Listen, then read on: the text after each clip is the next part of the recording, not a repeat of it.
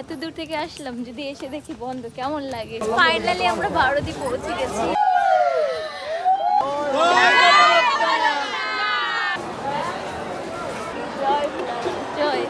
লোকনাথ বাবা যেখানে জন্মগ্রহণ করেছে আমরা সেখানেও গেছি, ইন্ডিয়ার চাকলা ধামে। এখন হচ্ছে আমরা দুপুরের প্রসাদ খাবো। সাকসেস।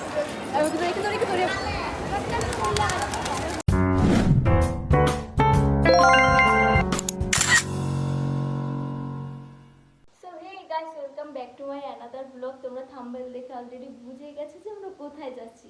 হ্যাঁ, আমরা সবাই মিলে বারোদি যাচ্ছি। আমাদের তো অনেক দিনের ইচ্ছে ছিল যে আমরা বারোদি যাবো, সো ফাইনালি যাচ্ছি।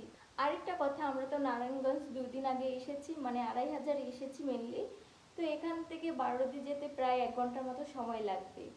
তো এখন যেয়ে দেখি ওখানে কি হয়। আমরা তো খুবই এক্সাইটেড, আর অলরেডি কিন্তু রেডিও হয়ে গেছি, সবাই নিচেও রেডি হচ্ছে। তো এখন দেখি। আর আমরা নারায়ণগঞ্জে হচ্ছে 2 দিন আগে এসেছি, এখানে এসে আর বের হওয়া হয়নি, কারণ এখানে প্রচুর বৃষ্টি হয়েছে, তার ভিতরে একাদশীও ছিল, সব মিলিয়ে আর কি বের হওয়া হয়নি। এখন আমরা যাব, সো যাওয়া যাক। তো আমরা অলরেডি কিন্তু রেডি হয়ে গেছি, আর এখানে সে বসে বসে ব্লগ দেখছে। কি রে, ব্লগ দেখতে ভালো লাগে? জি জি, ধন্যবাদ। এই হচ্ছে ব্লগ। কি রে, ফোন টিপছিস, যাবি না? যাব। এই তো আমরা যাওয়ার জন্য কিন্তু সবাই অলরেডি রেডি, একটু পরেই আমরা বেরিয়ে পড়বো। আমরা তো সকাল সকাল যেতে চেয়েছিলাম, কিন্তু তার হলো কই, যাই হোক এখন যাওয়া যাক। কি গো, যাওয়া না? তোমরা যাও। কেন একা একা আমরা যাব? তোমাদের বাড়ি আসলাম, তুমি যদি সাথে না যাও। যতক্ষণ এটা বাইরে থাকে ততক্ষণই শান্তি। আরে চলো, একা একা যাবো নাকি? এটা আউটে থাকে তাহলে বেশি শান্তি। এর জন্য যাবে না। এটা আমার সবচেয়ে ফেভারিট মামি।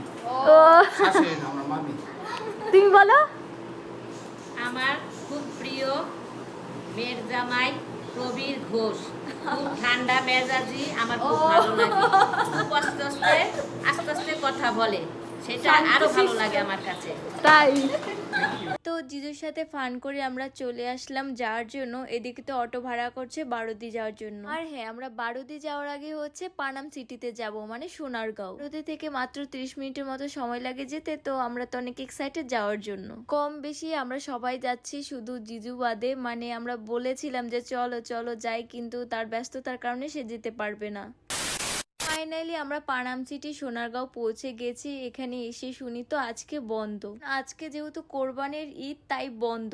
আমরা তো জানি যে ঈদের দিন আরো বিশেষ করে খোলা থাকে, কিন্তু এখানে কেমন নিয়ম সেটা তো আর জানি না।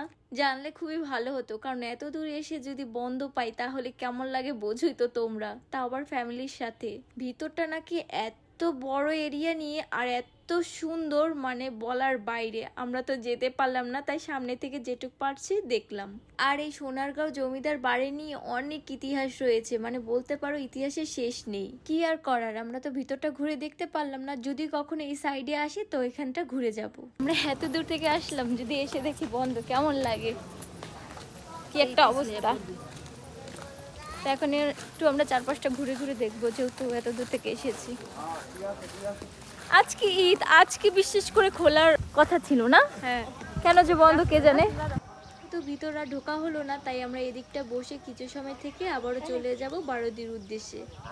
তোমরা কি দেখো? হ্যাঁ, পোকা দিয়ে সব দেখা যায়। আমরা যেতে পারিনি, তো কি হয়েছে, এখানে একটা পুরানো রাজবাড়ি রয়েছে, সেটা এইটু রাজবাড়ি না, জমিদার বাড়ি।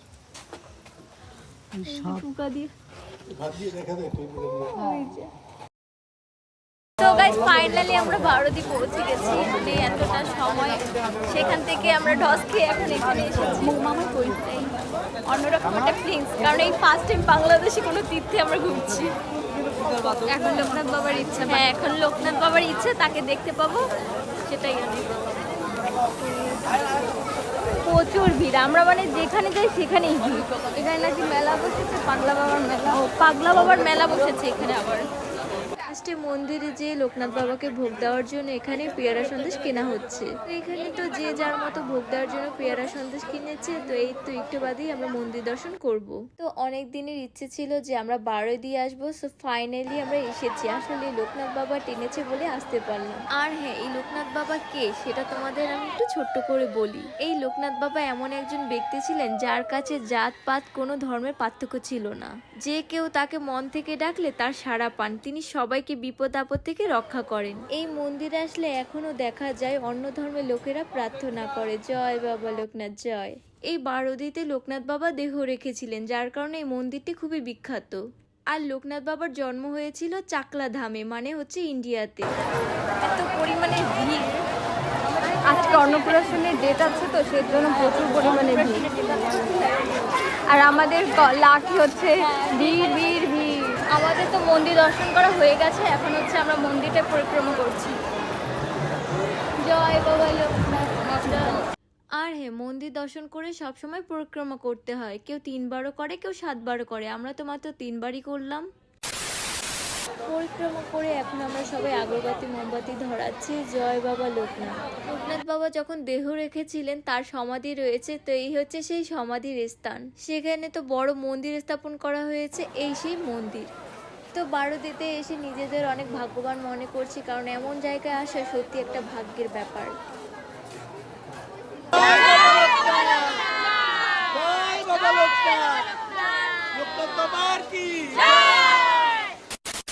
লোকনাথ বাবার মন্দির ঘুরে এখন আমরা চারপাশটা ঘুরবো, যেহেতু দুপুর হয়ে গেছে। আর এই মহাদেবটা দেখতে পাচ্ছ ফুল জলের উপরে তৈরি করা হয়েছে, আর কত বড় সেটা তোমরা সামনে দেখলে বুঝতে পারবে। হর হর মহাদেব জয়, ভোলানাথ জয়। আর এই পুকুরে কিন্তু কম বেশি সবাই স্নান করে থাকে। এখানে কিন্তু বাচ্চারা অলরেডি স্নান করছে, আর আমাদের তো নামা সম্ভব না, তাই আমরা একটু জলের ছিটা দিলাম।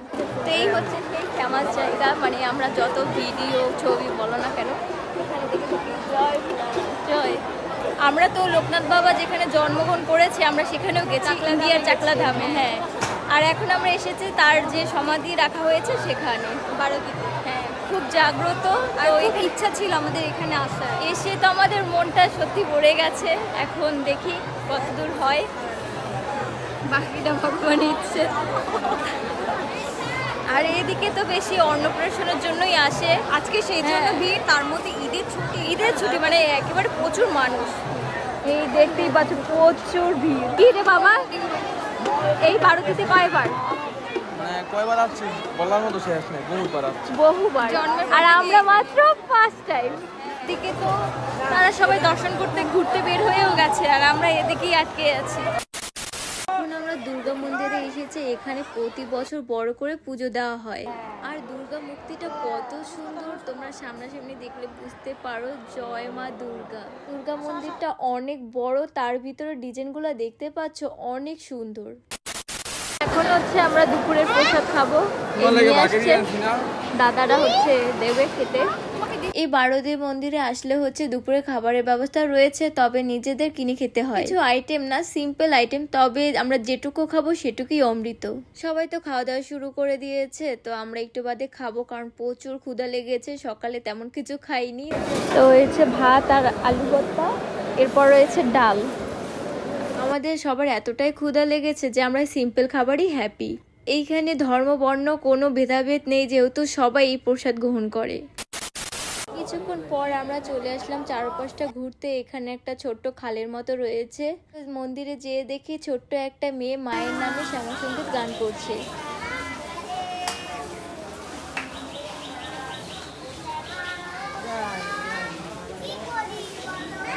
আমাদের দুপুরে খাবার খাওয়া হয়ে গেছে, এখন আমরা একটু চারপাশটা ঘুরবো। এই সামনে রয়েছে শ্মশানঘাট, তো এইখানটা ঘুরে এখন আমরা এসেছি এই আশেপাশে ঘুরতে। এখানে কালীমারও মন্দির রয়েছে, দুর্গামারও মন্দির রয়েছে, আর পাশে রয়েছে দোকান। তারা তো কেনাকাটিতে ব্যস্ত, আর আমরা হচ্ছে ছবি আর ভিডিও তোলাতে ঘোরাঘুরিতে ব্যস্ত। এদিকে একটা ছোট্ট মার্কেট রয়েছে, সবার একটু কেনাকাটিও রয়েছে, আমরা সেদিকেই যাচ্ছি। আর এখন যেহেতু দুপুর, তাই লোকনাথ বাবার মন্দির অফ, তাই আমরা এখন এই চারপাশটা ঘুরছি। এই দিকটায় কিছু কেনাকাটি করে আমরা চলে গেলাম মন্দিরের সাইডে। এখানে তো অনেক কবুতর রয়েছে, আর কবুতর আসেও, আর সবাই খাবারও দেয়। আর কবুতর আমাদের বাবা তো পালতে খুবই পছন্দ করে, সাথে আমাদের এই দ্বীপ রয়েছে, মানে আমাদের বোনের ছেলে, ও প্রচুর কবুতর পছন্দ করে। এখন তো ধরার একটু চেষ্টা করছিল যে ধরতে পারে কিনা, এখন দেখা যাক যে ও ধরতে পারে কিনা। আর এখানে সবাই কবুতরদের খাবার দেয়, ছোট বলো বড় বলো সবাই পছন্দ করে খুব।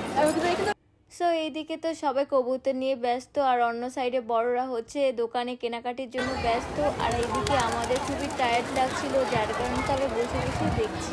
পরে তো আর ভিডিও করা হয়নি, যার কারণে আজকের ব্লগটা এই পর্যন্তই থাকবে, আর আমরা একটু বাদই চলে যাব। ফার্স্ট টাইম আমাদের বাড়িতে এসে খুব ভালো লেগেছে। যদি লোকনাথ বাবা চায় আমরা আবারও আসবো, মানে আবার কেন, বহুবার আসবো। আজকের ব্লগটা এই পর্যন্ত রইলো, দেখা হচ্ছে নতুন আরো ব্লগ নিয়ে। জয় বাবা লোকনাথ।